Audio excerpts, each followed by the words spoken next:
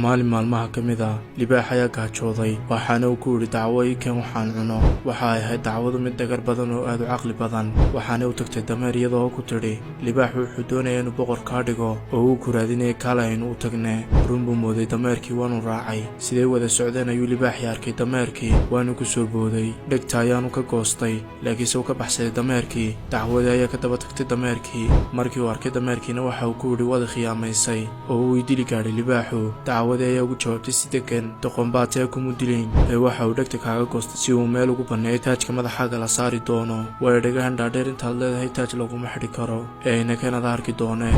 inkastoo uu shakisnaa dameerku haddana uu ku qancay hadalkii dacwada waanu raacay oo libaaxii ay ku noqdeen. mar labaad ayuu arkay libaaxii dameerkii waanu ku soo booday sidii hore. markana dabada ayuu ka goostay laakiinse sidii markii hore kale uu baxsaday dameerkii. siduu sii cararayna dacwadii ayuu ku noqday oo uu ku yidhi mar labaad ayaad khiyaantay oo libaaxii dabadu iga goostay. dacwadii iyadoo aan iska waalinba waxay ugu jawaabtay hawarwarin, waxa uu dabada kaaga gooyay si aad ugu raaxaysatid carshiga aad ku fadhiisan doontid, waayo dabadan dheer adoo leh kuma fadhiisan kartid carshiga ee ayna keenaynu ku noqonne. markan waa la hubaa oo boqor ayuu kaa dhigayaa. doqonnimadiisa ismu garane mar saddexaad ayuu ka yeelay oo uu ku noqday libaaxii. laakiinse markan wuu usoo diyaargaroobay libaaxu. hal mar ayaanu kala gooyey dameerkii, waxaana uu mahad celiyey dacwadii isaga oo leh waad ku mahadsantahay sidaad iigu soo celisay dameerka ee iminkana hariga ka soo siib, waxaanad iiga soo saartaa maskaxda, keliyaha iyo beerka. way fulisay dacwadii amarka, laakiin markii hariga ka siibtay waxay cuntay maskaxdii. waxaana u geysay libaaxii keliyihii iyo beerkii oo keliya. waxa uu dareemay libaaxii inay wax ka maqan yihiin, waxaana u weydiiyey dacwadii aaway maskaxdii. dacwadii ayaa ku jawaabtay maskax muu lahayn mudane,